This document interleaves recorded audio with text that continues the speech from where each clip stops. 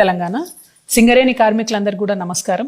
సింగరేణి కార్మికులకు హక్కుగా మనకు డిపెండెంట్ ఎంప్లాయ్మెంట్ ఉండాలి. ఖచ్చితంగా మెడికల్ బోర్డు అనేటటువంటిది రెగ్యులర్గా ప్రతి నెల పెట్టాలి. ఏ ఒక్క సింగరేణి గని కార్మికుడైనా సరే ఆయన ఎముకలు వంకర పోయేంత వరకు ఈ సమాజానికి సేవ చేస్తాడు. కాబట్టి ఒకవేళ ఆయన ఉద్యోగం మానేసి కొడుకుకో బిడ్డకో అల్లునికో ఆయనకు తెలిసిన వాళ్ళకో ఎవరికి ఇచ్చుకోవాలనుకున్నా కూడా ఆ అవకాశం ఉండాలని చెప్పి నేను చాలా బలంగా నమ్ముతా ఉన్నాను. ఇప్పుడు గెలిచినటువంటి సంఘాలు డిపెండెంట్ ఎంప్లాయ్మెంట్ని గంగలు కలుపుతున్నారు. మెడికల్ బోర్డు పెట్టకపోయినా అడుగుతలేరు. మేము ఎప్పుడైతే తెలంగాణ రక్షణ సేన నుండి బాయిబాట బట్టి పోయినామో హెచ్ఎంఎస్ ఆధ్వర్యంలో ఆనాటి నుండి ప్రతి ఒక్క పార్టీ అక్కడికి వచ్చి గొడవ చేస్తుంది తప్పితే ఎవరు మెడికల్ బోర్డు గురించి అడుగుతలేరు. అందుకే నేను చాలా ఆవేదనతో సింగరేణి అన్నదమ్ములకు న్యాయం జరగాలనేటువంటి ఉద్దేశంతో ఈ నెల 20వ తారీఖు నుంచి నిరవధిక నిరాహార దీక్ష చేస్తాను. నేను ఒకవేళ మీరు మెడికల్ బోర్డు రెగ్యులర్గా పెట్టకపోతే అని నేను ఈ మేనేజ్మెంట్ని ప్రభుత్వాన్ని డిమాండ్ చేయడం జరిగింది. ఆ తర్వాత అన్ని కూడా లీక్స్ ఇస్తూ ఉన్నారు. ఇవాళ పెడతాం రేపు పెడతామని. నేను మళ్ళీ ఒకసారి విస్పష్టంగా ప్రభుత్వానికి మేనేజ్మెంట్కి హెచ్చరిక చేస్తా ఉన్నా. ఒక్క నెల పెట్టి ఆపడం కాదు, ఈ నెలతో పాటు ప్రతి నెల మీరు మెడికల్ బోర్డు పెట్టండి. ఉన్న పెండింగ్ అప్లికేషన్స్ పూర్తయ్యే వరకు నెలకు 2 రోజులు పెట్టండి.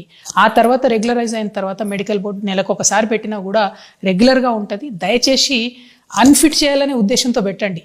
ఫిట్ చేయాలనే ఉద్దేశంతో కాదు, కరప్షన్ చేయాలనే ఉద్దేశంతో కాదు, పైసలు వసూలు చేయాలనే ఉద్దేశంతో కాదు.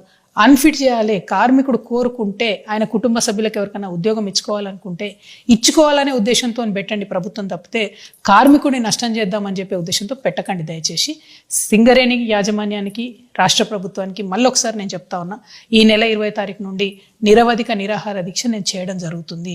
మీరు విస్పష్టమైనటువంటి ఆర్డర్ ఇవ్వండి. ఇవ్వకపోతే మాత్రం దీక్ష ఆగదు. కిషన్ రెడ్డి గారు నిన్న మొన్న మొత్తం ఆయన కూడా బాయిల మీద తిరుగుతున్నాడు. తాడిచెర్ల ఏదైతే తెలంగాణకి ఇచ్చిండ్రో అదేదో పెద్ద ఘనకార్యం చేసినట్టు చెప్తున్నారు. నేను కిషన్ రెడ్డి గారిని మళ్ళీ డిమాండ్ చేస్తా ఉన్నా, తాడిచెర్ల కాదు ఇంకా 17 బొగ్గు బాయిలు పెండింగ్ ఉన్నాయి. అవి కేంద్రం నుండి బేషరతుగా సింగరేణి సంస్థకు అప్పజెప్పండి. అట్లా అప్పజెప్తే మాత్రమే మనకేదన్నా సింగరేణి సంస్థ బాగుపడుతుంది. కేంద్ర ప్రభుత్వం నుంచి మీరు రాష్ట్ర ప్రభుత్వం మీద ఒత్తిడి తీసుకురండి. మీరు కోల్ మినిస్టర్ ఉన్నారు, మీకు కూడా 49% షేర్ ఉంటుంది సింగరేణిలో, కోల్ ఇండియాలో. మరి కోల్ ఇండియాలో జరుగుతున్న మంచి ప్రాక్టీసెస్ ఎందుకు ఇక్కడ అమలు చేస్తలేరని ఒత్తిడి తీసుకురండి మీరు యాజమాన్యం మీద. అప్పు ఉంది రాష్ట్ర ప్రభుత్వం, జెన్కో నుంచి 54,000 కోట్లు ఇవ్వాలి, అది ఎందుకు ఇస్తలేరు అని అడగండి. ఇవన్నీ అడగకుండా మీరు కేవలం మీదకి వచ్చి బాయిల మీదకి వచ్చి ఏదేదో మాట్లాడిపోతా ఉన్నారు. అది కరెక్ట్ కాదు.